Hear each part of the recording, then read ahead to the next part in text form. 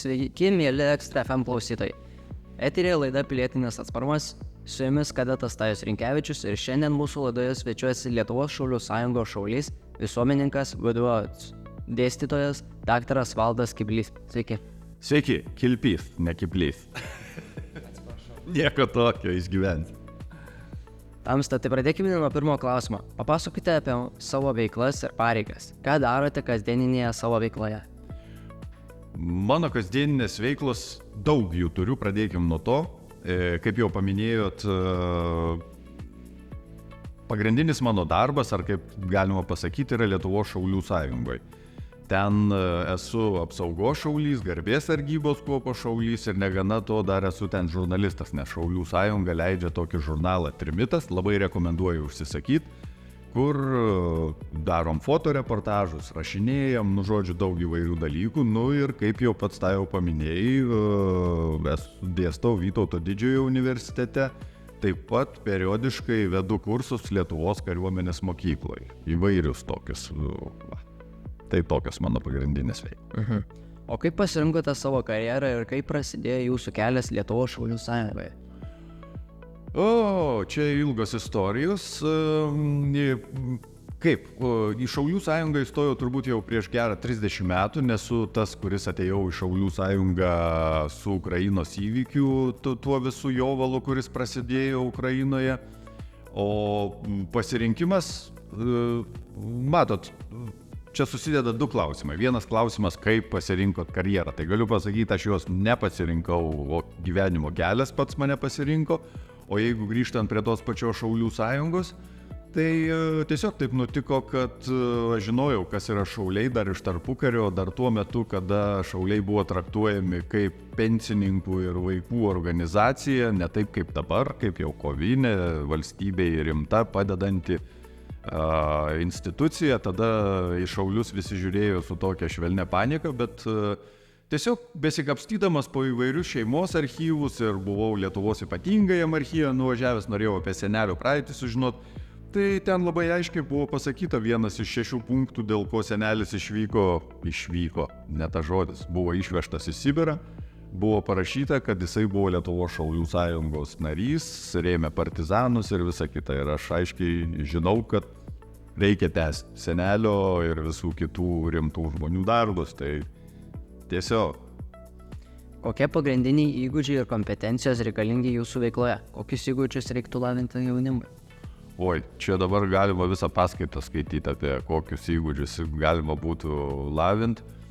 O mano veikloje tiesiog, aš galvoju, žinot, koks pagrindinis dalykas yra, reikia nebūti kuo kitu, negu kad esi iš tikrųjų. Truputėlį pasikapstykti savyje ir būti savimi, viskas. Jeigu tu stovi ant žemės, tu nevaidini kažko kito, nevaikštai pasipūtęs, nevaikštai krūtinę išpūtęs, tiesiog esi natūralus žmogus, nebijai kitų žmonių, juos gerbi ir tada pasaulis tau tampa labai puikia vieta gyventi. Ir aš apskritai laikausi tokio keisto principo, galbūt keistai nuskambėsiančio, kad kažkokio pasaulio didelio globalaus keisti nereikia. Užtenka keisti tą pasaulį tiek, kiek siekia tavo rankos. Mes pabendrausim su tavim, jau su kolegėm, su visais kitais, tapsim gerais pažįstamais ir viskas, ir pasaulis jau pagerėjo. Nereikia kažkokių didelių globalių dalykų, kaip ten, skaitykit psichologiją, nes ten dar kažką darykit. Ne, tiesiog pirmiausia, būkit savimi, viskas bus gerai. Papasakokite mums, kaip atrodo jūsų tipinė darbo diena. Nėra tipinių darbo dienų. Pas mane visos dienos yra netipinės. Šiaip, jeigu taip supaprastinant tą klausimą ir pažiūrint paprasčiau iš šono, keliuosi 6, tada stengiuosi, tokį turiu kaip ir gyvenimo įpratimą, 3 kart per savaitę pasportuoti. Nesu tas beprotis, kuris sportuoja kasdien ir niekam to nerekomenduoju daryti. Jeigu neužsiimat kažkokiais profesionaliais sportais, tai tada užsiimu kažkokiu sporčiuku, kartais pabėgioju, kartais nueinu netoliese yra lauko treniruoklių, sakykime, tas toks parkelis, kur visada gali padaryti viską, ko reikia iš tikrųjų. Ir vėlgi, į pasaulį reikia žiūrėti paprasčiau, ten pirkti kažkokius stebuklingus, brangius abonementus, žmogui viskas yra duota. Gatvė duota, kažkokia stadionas duotas, atsispaudimai, atsilenkimai, prasitampimai, viskas ir pasaulis prasideda. Tada dažniausiai pirmą dienos pusę praleidžiu Šaulių sąjungoje, jeigu neturiu kitų įsipareigojimų, o antrą dienos pusę taip jau stengiuosi susitvarkyti, kad atlieku kitas pareigas, ten universitete ir panašiai, kadangi Šaulių sąjungoje aš esu toks, kaip sakyti, per pusę, pusę etato, tai man užtenka pirmą dienos pusę pasėdėti prie kompiuterio, aptart reikalus, susidėlioti dalykus. Ir štai maždaug tokia vidutinė darbo diena, sakykim taip. O dabar apie iššūkius ir jų įveikimą. Kokie yra didžiausi iššūkiai, su kuriais susidurėte savo veikloje? Šiaip galvoju, jeigu didžioji dalis žmonių Lietuvoje bent jau susitvarkytų taip gyvenimą, kaip aš esu susitvarkęs, iššūkių apskritai nebūtų. Dėl to, kad aš neturiu kažkokių didelių problemų. Sakykime, jeigu taip ir apie asmeninį gyvenimą kalbant, visi artimieji sveiki, pačiam ačiū Dievui irgi viskas ok, pradėkim nuo to, darbai vyksta, veiklos netrūksta, taip kad kokie iššūkiai. Ir kitas dalykas yra, kai tu sulauki 50 metų, ko gero, ir jeigu dirbai santykinai nuosekliai, kaip sakiau, gerinai tą savo gyvenimo aplinką, savo ir kitų tuo pat metu, tai aš bent jau jaučiu taip natūraliai, kad kažkokių superinių iššūkių, neduok Dieve, aišku, kad jeigu jie atsiras vis tiek, kad tų iššūkių mažėja. Tai tiesiog reikia nuosekliai nesiblaškant daryti darbus ir viskas ok. Aš kažkokių stebuklingų iššūkių neturiu. Nebent ten koks nors, sakau, kažkoks netikėtas įvykis, ten kažkokia, nežinau, nuo automobilio avarijos iki artimojo ligos, tai tada jau aišku reikia pasistengti ir juos kažkaip tai veikti. Dabar apie pilietinį atsparumą. Ką jums reiškia pilietinis atsparumas? Ką tau jau reiškia pilietinis atsparumas? Ką turit minty vadindami pilietinį atsparumu? Nepasiduodi, kaip čia tai. Rusijos, kaip pavyzdys, Rusija skleidžia tą... propagandą, sakykime. Propagandą. Jo. Tai nepasiduoti jai ir neužkipti ant to pakabinto kabliuko. Supratau, žodžiu, nebūt kvailiu, kuris pasiduoda kitų įtakai. Tai dėl to aš švelniai tamstelį ir paprovokavau, ką reiškia tas, paklausdamas, ką reiškia tas pilietinis atsparumas, nes tai yra beprotiškai plati sąvoka. Vienas tamstos paminėtas aspektas yra būtent nepasiduot kvailinimui. Tai aš gal taip tai vardinčiau. Pilietinis atsparumas yra pirmiausia galvojimas savo galva. Ir kai tu skaitai, jeigu jau liekam prie šito, sakykime, prie šito aspekto, kai tu skaitai kokius nors įvairius naujienų portalus, aš dar turiu tokią iliuziją, kad jaunimas periodiškai vis kažką paskaito ar ten pabrauzina, neturiu iliuzijų dėl ilgų tekstų skaitimo, bet tas pats socialiniai tinklai, dar ten kažkas Instagramai. Pirmas dalykas, reikia pasižiūrėti iš įvairių pusių. Aš, pavyzdžiui, savo vadinamąjį pilietinį atsparumą didinu keliais būdais. Stengiuosi pasižiūrėti iš įvairių pusių į tą patį dalyką. Prisipažinsiu, kartais net įlendu ir į, kaip pavadinot, Rusijos propagandos įvairius resursus. Pasižiūriu, ką tie niekšai pasakoja. Pasižiūriu, kas yra sakoma iš mūsų pusės. Pasižiūriu įvairių galbūt valstybių informacinius resursus ir čia iš karto rekomendacija jaunimui. Mokykitės kalbas, nes taip jūs nebūsit lopai. Taip pasaulis jums atsivers 10-teriopai. 100-teriopai. Kiekviena išmokta kalba yra beprotiškai svarbi. Ir grįžtant prie pilietinio atsparumo, lygiai tas pats. Tu pasižiūri, tarkim, aš aišku skaitau angliškai ir suprantu puikiai angliškai ir rusiškai, tai atveria šiek tiek tas skirtingas pusės, ar ne? ir tu tampi gerokai protingesnis, negu kad skaitytum netgi vien tik tai, sakykime, lietuviškus resursus informacinius, nes tai vis tiek yra vienpusis dalykas.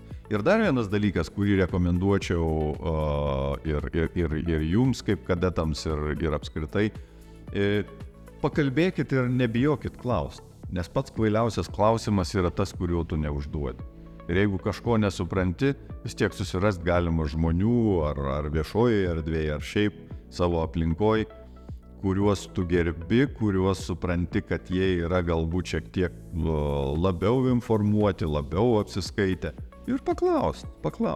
Ir taip tarsi mozaika susidėlioja tas kažkoks vaizdas apie vieną ar kitą įvykį, procesą, dėsnį, klausimą ir taip tu judi pirmin. Ir iš visos tos mozaikos, iš to bendro vaizdo, tu pasiėmi savo tai, kas tau yra svarbu ir taip tobulėjai. Nes gyvenimas ir yra tobulėjimas, ėjimas į priekį, nes kvailiai yra tie, kurie lieka netobulėjant. Kokius pavyzdžius galite pateikti apie pilietinį atsparumą iš savo patirties?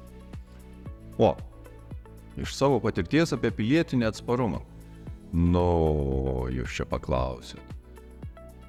Aš galvoju, kad čia tarsi tas pats atsakymas aš kiekvieną reiškinį, kiekvieną dalyką stengiuosi paanalizuoti plačiau, pamatyti platesnį kontekstą.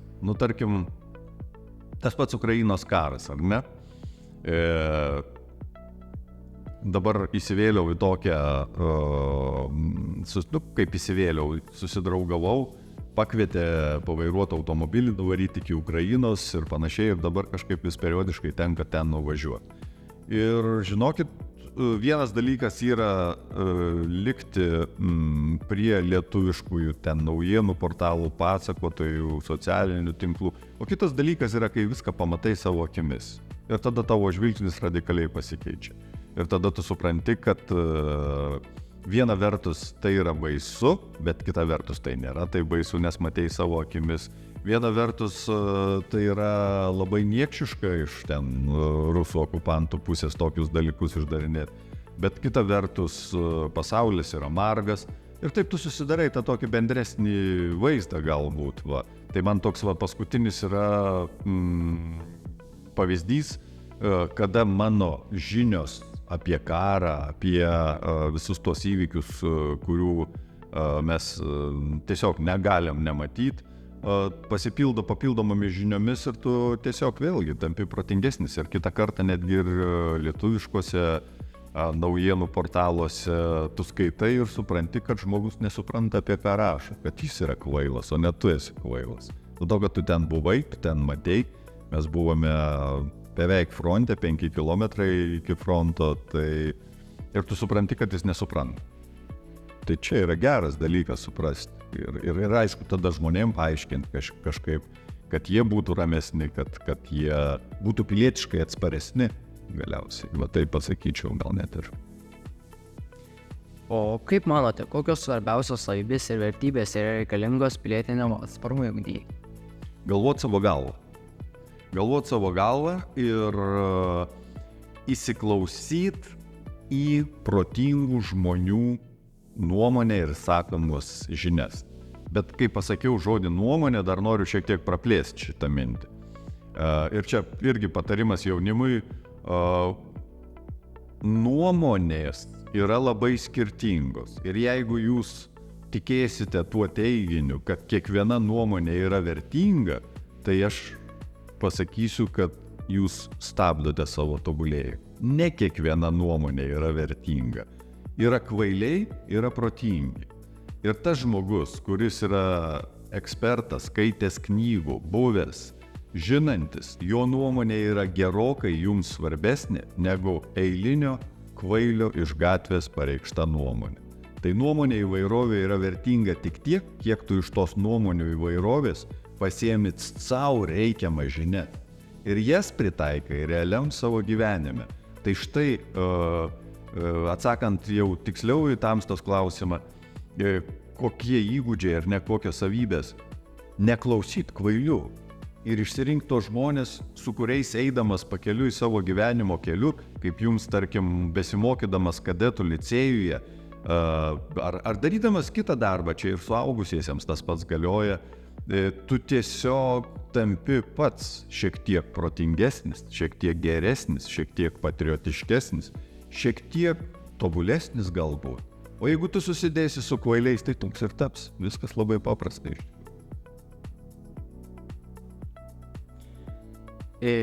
Dabar apie kaip manote, koks yra švietimo sistemos ir visuomenės vaidmuo ugdant pilietinį atsparumą? Švietimo sistema ir kas dar sakyti? Ir visuomenės vaidmuo ugdant pilietinį atsparumą.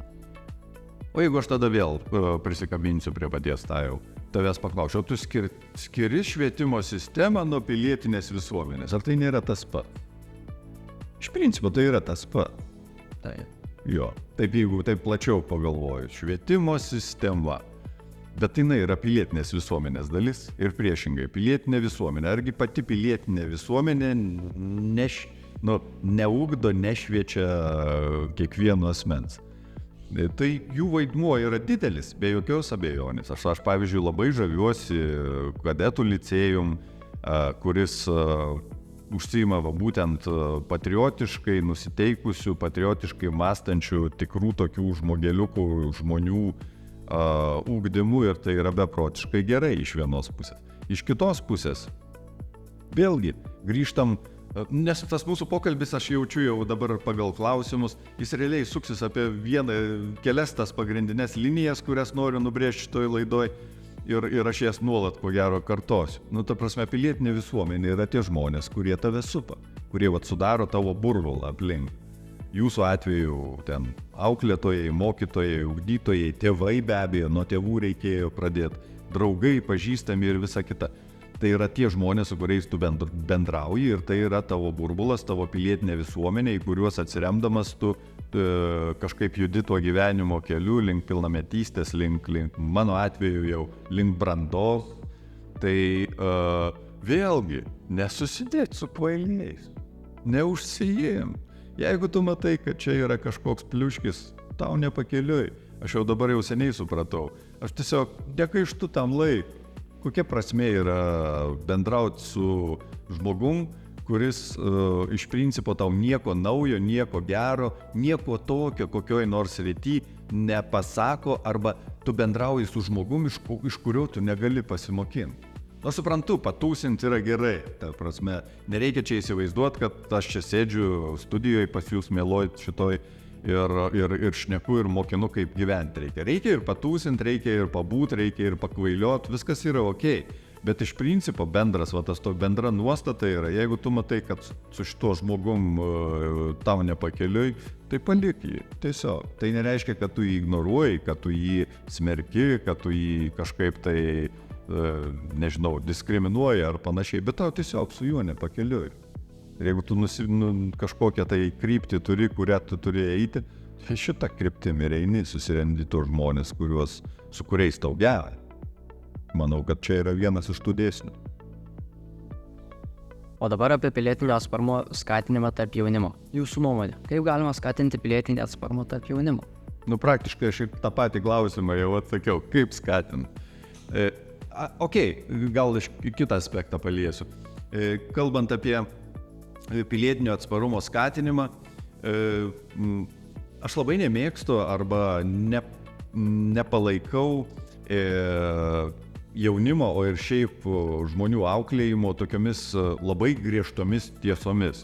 Kai tau surašo vos ne kažkokį testą ir teisingi atsakymai, kaip ugdyti pilietinį atsparumą. Ar jūs įsivaizduojate tokius?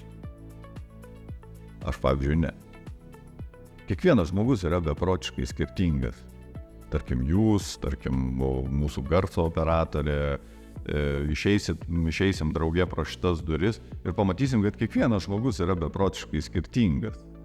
Lygiai taip pat su pilietinio atsparumo ugdymu. Vienas žmogus yra koks nors ten cholerikas, beprotis, impulsyvus, kitas žmogus galbūt yra ramesnis, trečias žmogus yra kažkoks. Tu turi atsižvelgti begalę faktorių ir surašyti kažkokį universalų scenarijų, kaip ugdyti pilietinį atsparumą. Aš vargu bau ar įsivaizduoju tokį dalyką. viena vertus, bet kita vertus yra vėlgi universalūs dėsniai, kuriais remiantis tą pilietinį ugdymą galima vykdyti. Tarkim, tas pats pagarba vienas kitam, fizinis ugdymas, nes per kūną tu ugdai ir protą,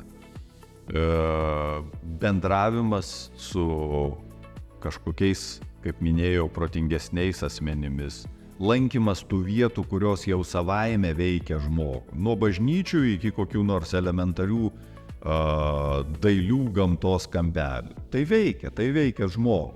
Tai štai, tarkim, jau dabar išvardinau 4 dalykus, jų gali būti 104 realiai, bet iš tų 104 būdų ugdyti pilietį arba jo pilietinį atsparumą, reikia pirmiausia turėti išminties išrinkti tai, kas šitam žmogui tinka.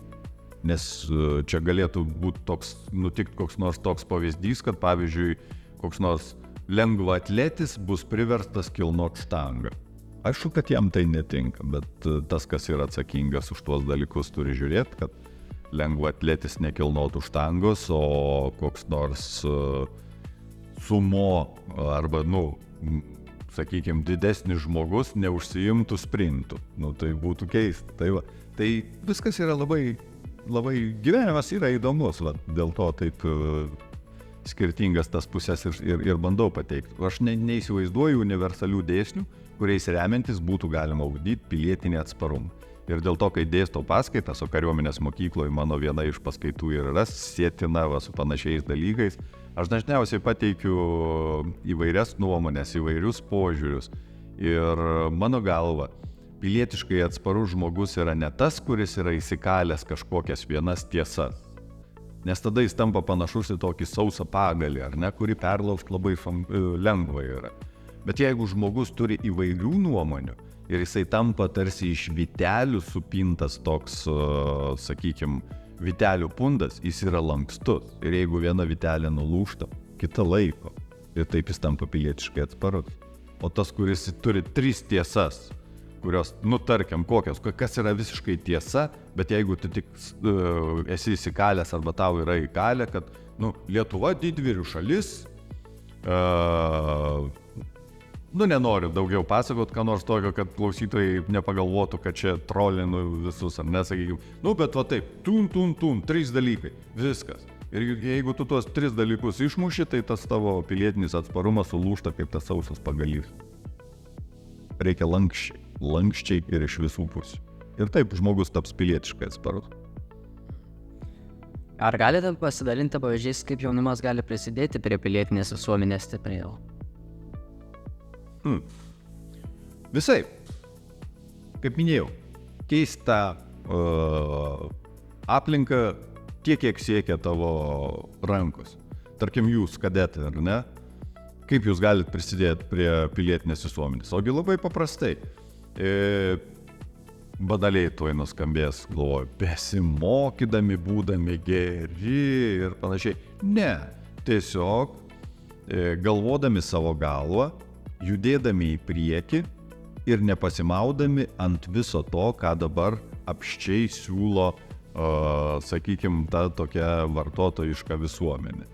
Ir galvodami, kad ko gero,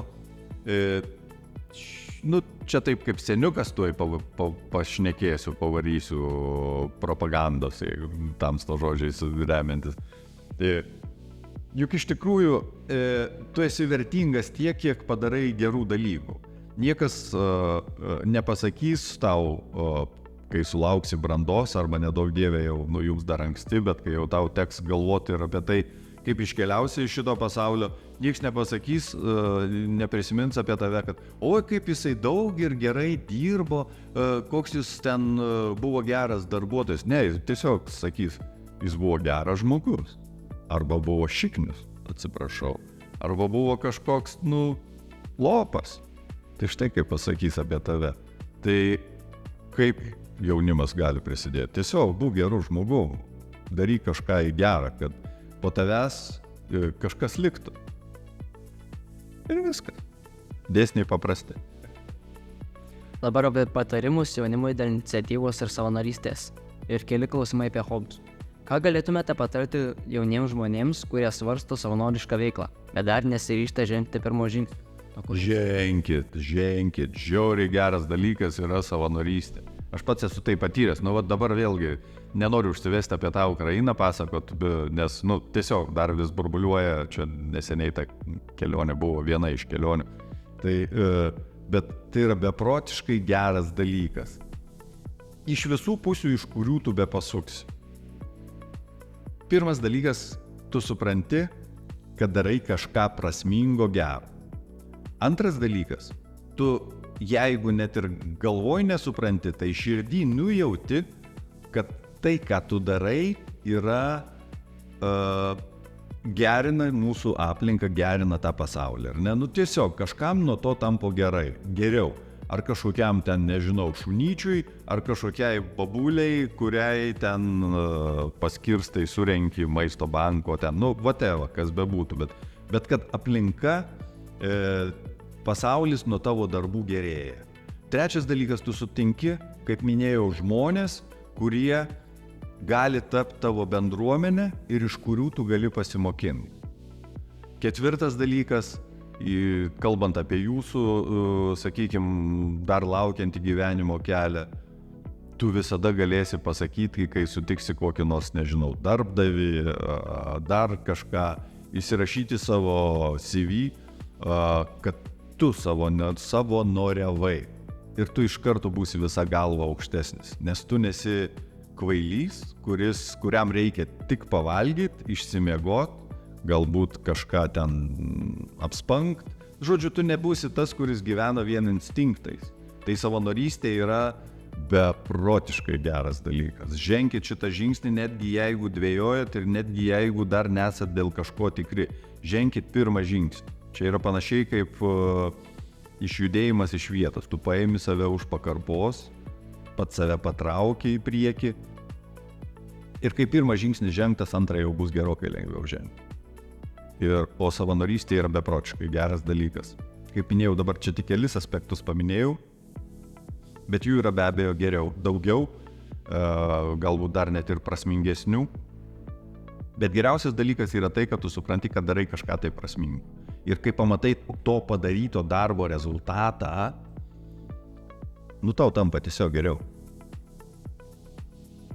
Labai skatinu. Kaip jūs pats esate dalyvavę savanoriškoje veikloje ir kokios buvo jūsų patirtys bei įspūdžiai?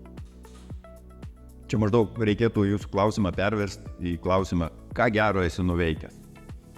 Gal. Ok.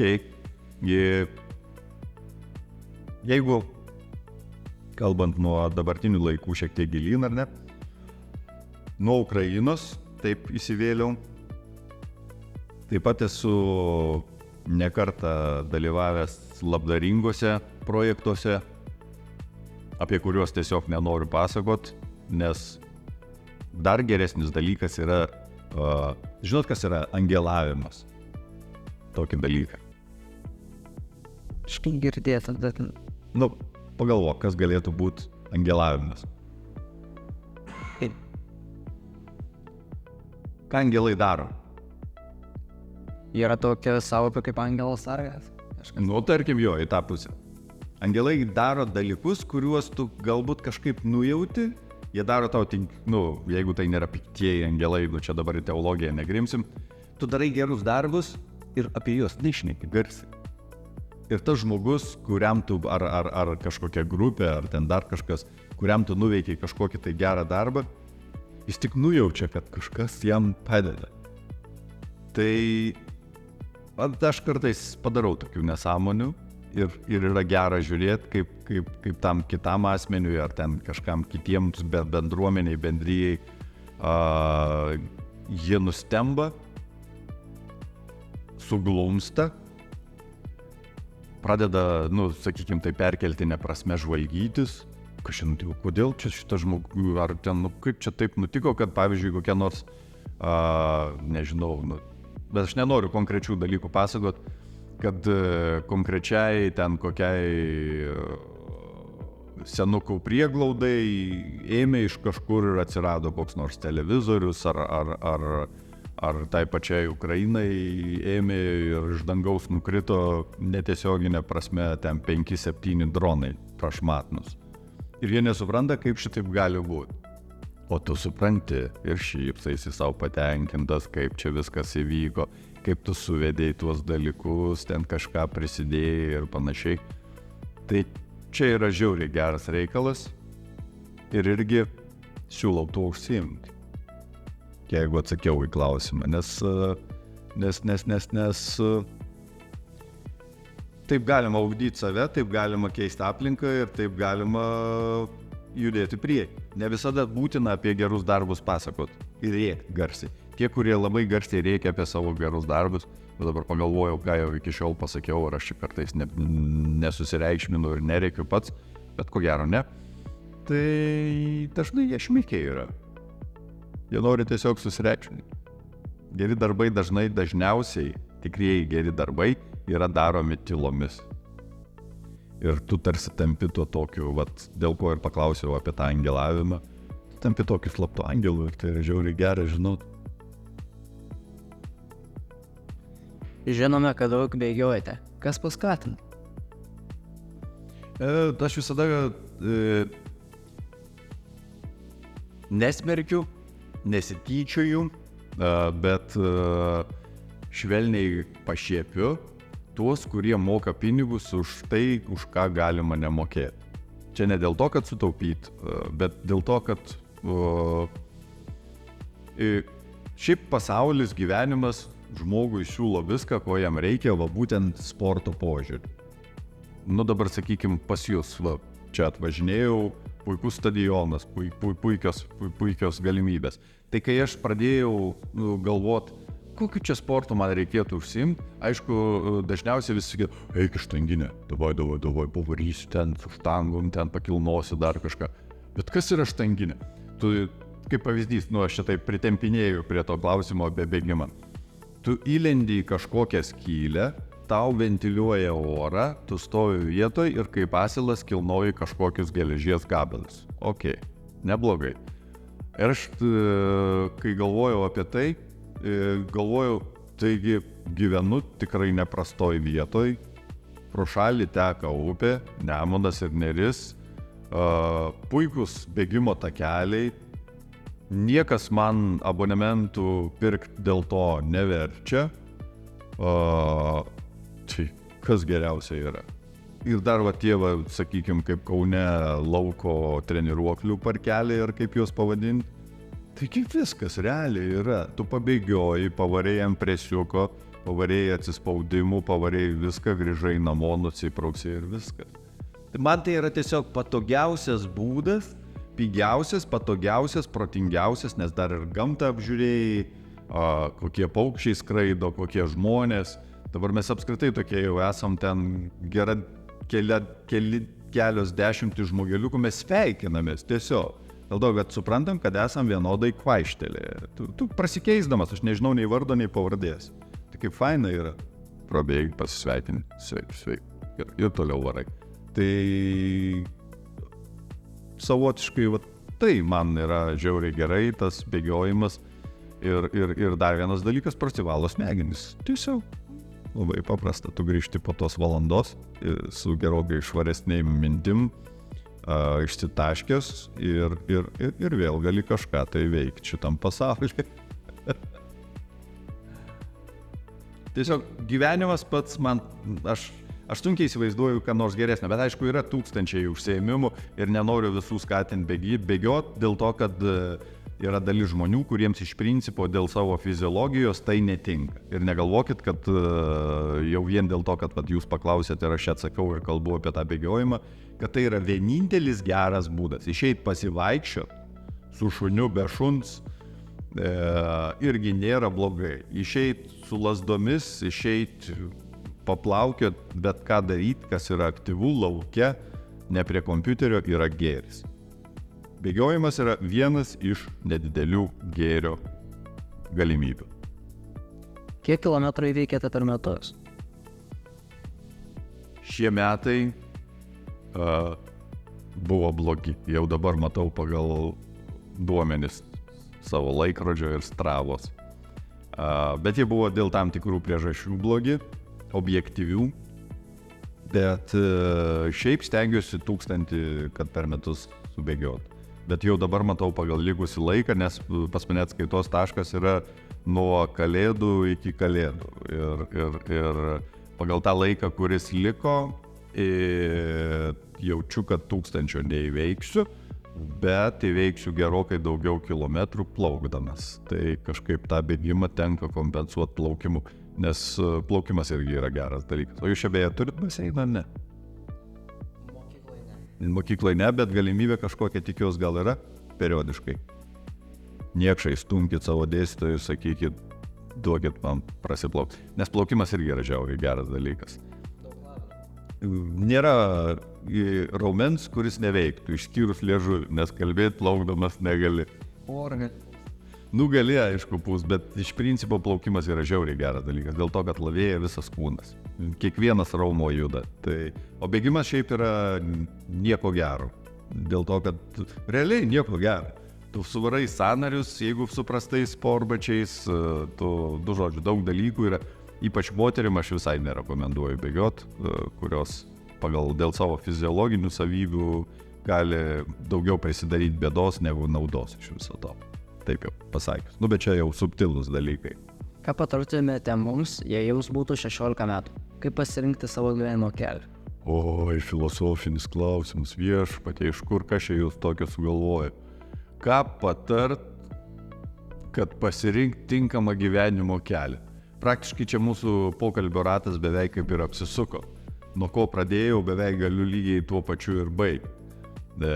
Rinkis savo tinkamus draugus ir gyvenimo pakeleivius, atsisakyk tų žmonių, neatsisakyk, bet kaip minėjau, juos tiesiog, kad jie netaptų tavo kelrodėm žvaigždėm tų žmonių, kuriuos tu matai, su kuriais tu eini kažkur klystkeliais. Visada galvok savo protu. Ir dar vienas dalykas yra, kuris jums dabar dar jaunimui galbūt yra nesuprantamas, bet kai sulauksit jau mano amžiaus ar ne, apie pusamžį ir panašiai, tu pradedi suprasti, kad šitas laikas jis yra baigtinis. Aš dar nesiruošiu mirti be abejo, bet jis yra baigtinis. Tai kai sėdi ir brauzini, ar ten žiūri kokį teliką, monitorių ar panašiai ir praleidi 3 valandas, tu praktiškai išbrauki iš savo gyvenimo, kurį tau dievulis dovanojo 3 valandas ir jūs nebesugrįš. Ir čia galiu tokią istoriją įdomią papasakoti. Realiai nutikusi istorija, kur susitinka 2 draugės, o jos gyvena skirtingose miestuose, gal net valstybėse, bet jos susitikinėja, jos irgi buvo mano amžiaus, apie 50, jos susitinkinėja, kas 2-3 metai tiesiog susibėga ten kavos arbatos išgert. Tai ir viena draugė sako, kad šiemet aš nelabai galėsiu ten atvykti ar panašiai, o kita draugė jai atsakė, sako, klausyk, o tu paskaičiavai, kiek susitikimų mes dar turim ateityje? Jeigu tu esi apie 50 metų ir kas 2-3 metai susitikinėjai, tai logiška būtų manyti, kad gyvensi apie 80 metų. Tai dalinti iš ten, sakykime, 2-3, tai sakykime, santykinai tu turi kokį 30 susitikimų. Ir jeigu tu šiandien atvyksti, ta prasme, kad viskas baigtinis laikas, tai išnaudok tą laiką, kurį tu turi. Čia grįžtant prie minties apie tai, kaip pasirinkti gyvenimo kelią. Nešvaistyti jo vėjais, nes dabar yra labai daug progų švaistyti laiką, nesąmonė, apskritai nesąmonė. Tai pergalvoti ir jeigu tu laiko nešvaistai vėjais, tai gyvenimo kelias pasirinks pats tave. Bent jau aš niekada negalvoju, kad ir jūs taip negalvokit, kad baigsit mokyklą, kur čia man stot. Stokit maždaug ten, kur veda širdis, viena vertus, bet kita vertus negalvokit, kad tai yra pasirinkimas iki gyvenimo pabaigos. Aš tarkim esu baigęs filosofiją, tai koks aš gerai, galbūt šiek tiek čia prifilosofavau, čia per šitą laidą, ar ne? Tai kaip ir viskas okei, bet realiai iš to duonos nevalgau. Tai gyvenimas pats pasirinks jūs. Svarbu tik tai turėti tos dėsnius, su kuriais tu eini per jį ir viskas bus ok. Dėkojame daktarui Valdui Kilpiui už pokalbį. Dėkui, kad pakvietė. Su jumis buvo laida Pilietinis atsparumas ir aš, kadetas Tajus Rinkevičius. Ačiū, kad klausėtės ir iki kitų kartų. Iki.